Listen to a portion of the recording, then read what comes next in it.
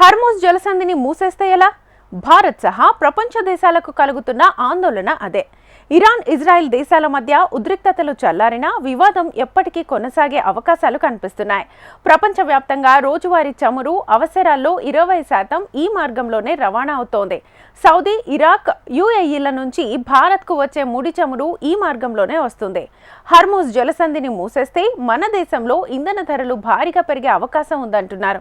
అయితే మన దేశానికి కొన్ని వారాల అవసరాలకు తగినంత చమురు నిల్వలతో పాటు ప్రత్యామ్నాయ మార్గాలు ఉన్నాయని చెబుతోంది కేంద్ర ప్రభుత్వం.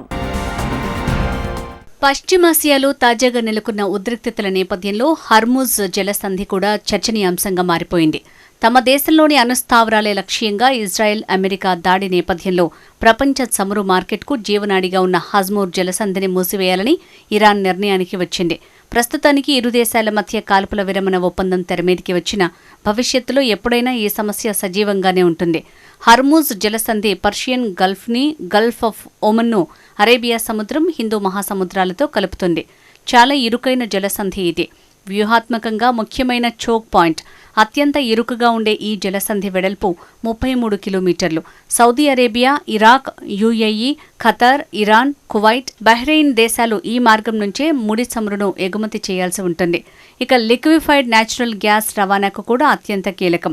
ప్రపంచ వాణిజ్యం, ఇంధన భద్రతకు కీలకమైన ఈ జలసంధి మార్గాన్ని సురక్షితంగా ఉంచేందుకు అమెరికా, ఫ్రాన్స్, చైనా లాంటి దేశాలు నౌకాదళాలను అక్కడ మోహరిస్తుంటాయి. ప్రపంచవ్యాప్తంగా రోజువారీ చమురు అవసరాల్లో 20% హర్మూజ్ ద్వారానే రవాణా అవుతోంది. ఇరాన్ నిర్ణయం అంతర్జాతీయ వాణిజ్యంపైన ప్రభావం పడుతుందని విశ్లేషకులు అంచనా వేస్తున్నారు. ముఖ్యంగా భారత్ తన అవసరాల్లో 90% ముడి చమురును విదేశాల నుంచి దిగుమతి చేసుకుంటోంది. అందులో 40% హర్మూజ్ జలసంధి ద్వారానే రవాణా అవుతోంది. ప్రభుత్వం తన 74 రోజుల చమురు నిల్వలను తగ్గించుకోవాల్సిన పరిస్థితి ఏర్పడుతుంది. ఇరాన్ తీసుకున్న ఈ నిర్ణయం ప్రపంచ మార్కెట్లో రూపాయి విలువపైన ప్రభావం చూపిస్తుంది. ఇప్పటికే బ్యారెల్ ముడి చమురు ధర $90 వద్ద కదలాడుతోంది. సౌదీ అరేబియా, ఇరాక్, యుఏఈ దేశాల నుంచి అత్యధిక మొత్తంలో భారత్ ముడి చమురును దిగుమతి చేసుకుంటోంది. ఈ చమురును తీసుకొచ్చే నౌకలు ఒమన్, ఇరాన్ సముద్ర మార్గంలో ఉన్న హర్మూజ్ జలసంధిలో ప్రయాణాలుంటాయి. ప్రపంచ దేశాలు వినియోగించే ఎల్ఎన్జీలోనూ 20% ఇక్కడి నుంచే సరఫరా జరుగుతోంది. ఈ నౌకలన్నీ హర్మూజ్ జలసంధి నుంచే రాకపోకలు సాగించాలి. ఈ నేపథ్యంలో హర్మూజ్ జలసంధిని మూసివేస్తూ ఇరాన్ తీసుకున్న నిర్ణయం కారణంగా భారత్లో ఇంధన ధరలు పెరిగే అవకాశముందని వాణిజ్య రంగ నిపుణులు అంచనా వేస్తున్నారు. అయితే అమెరికా దాడుల నేపథ్యంలో ఒకవేళ హర్మూజ్ను ఇరాన్ మూసివేసినప్పటికీ భారత దిగుమతులపై పెద్దగా ప్రభావం ఉండకపోవచ్చని తెలుస్తోంది. పశ్చిమాసియా నుంచే కాకుండా రష్యా, అమెరికా, బ్రెజిల్ల నుంచి భారత్ ముడి చమురు దిగుమతి చేసుకోవటమే ఇందుకు కారణంగా నిపుణులు చెప్తున్నారు. అయితే ధరలు మాత్రం పెరిగే అవకాశముందని నిపుణులు అంచనా వేస్తున్నారు. ఉక్రెయిన్పై దండయాత్ర మొదలుపెట్టిన తర్వాత రష్యా నుంచి భారత్ భారీ స్థాయిలో ముడి చమురును దిగుమతి చేసుకుంటోంది. మే నెలలో రష్యా నుంచి 1.96 మిలియన్ బ్యారెళ్ల ఆయిల్ దిగుమతి చేసుకోగా జూన్లో 2 నుంచి 2.2 మిలియన్ బ్యారెళ్ల చమురును దిగుమతి చేసుకోవచ్చని అంచనా. ఇరాక్, సౌదీ అరేబియా, యుఏఈ, కువైట్ల నుంచి దిగుమతి చేసుకునే దానికంటే ఎక్కువ. అంతేకాదు గత 2 ఏళ్లలో ఈ స్థాయిలో ఇక్కడి నుంచి తీసుకోవటం ఇదే తొలిసారి. ఇదే సమయంలో అమెరికా నుంచి కూడా భారీగా పెరిగినట్లు అంచనా. రష్యా నుంచి దిగుమతులకు హర్మూజ్ జలసంధితో సంబంధం లేకుండా సూయజ్ కాలువ, కేప్ ఆఫ్ గుడ్ హోప్ మార్గాల్లో సరఫరా అవుతోంది. అమెరికా, పశ్చిమ ఆఫ్రికా, లాటిన్ అమెరికా దేశాలు కూడా ప్రత్యామ్నాయ మార్గాలను ఎంచుకుంటున్నాయి. అయితే భారత్లో కొన్ని వారాల పాటు ఇంధన అవసరాలు తీర్చేందుకు తగినంత చమురు అందుబాటులో ఉంది. భారత్ అనేక మార్గాల నుంచి ఇంధనాన్ని దిగుమతి చేసుకుంటుందని పెట్రోలియం మంత్రి హర్దీప్ సింగ్ పూరి అన్నారు. భారతదేశం ప్రపంచంలోనే 3వ అతిపెద్ద చమురు దిగుమతిదారు కాగా గ్యాస్ దిగుమతిలో 4వ స్థానంలో ఉంది. ప్రభుత్వం 2 వారాలుగా పశ్చిమాసియా పరిస్థితిని నిశితంగా గమనిస్తోందని ప్రధాని మోడీ నాయకత్వంలో గత కొద్ది సంవత్సరాలుగా సరఫరాను వైవిధ్యంలోకి తీసుకొచ్చామని కేంద్ర మంత్రి హర్దీప్ సింగ్ పూరి పేర్కొన్నారు.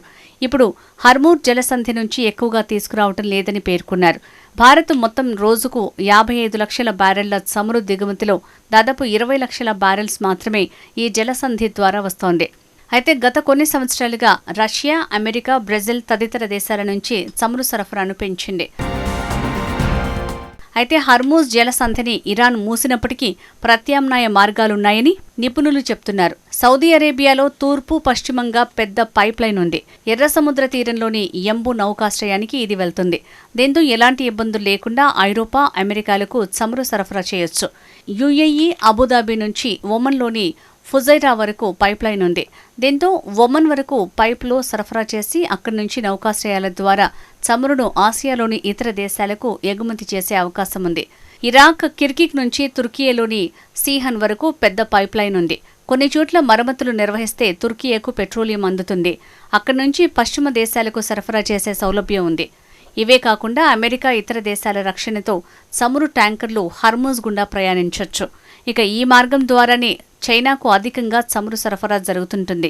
తమకు మిత్రపక్షమైన బీజింగ్కు వ్యతిరేకంగా ఇరాన్ వ్యవహరించబోదని అంటున్నారు.